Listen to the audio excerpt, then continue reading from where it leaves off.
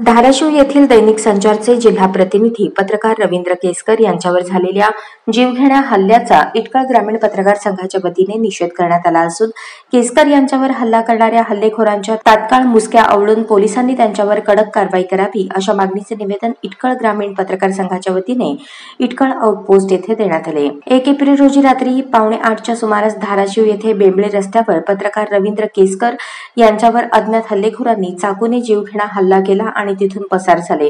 केसकर यांच्यावर झालेल्या या भ्याड व प्राणघातक हल्ल्याचा इटकळ ग्रामीण पत्रकार संघाच्या वतीने निषेध करण्यात आला। सध्या पत्रकारांवर हल्ले होण्याच्या प्रमाणात दिवसेंदिवस वाढ होत आहे, त्यामुळे लोकशाहीचा चौथा स्तंभ धोक्यात आला आहे।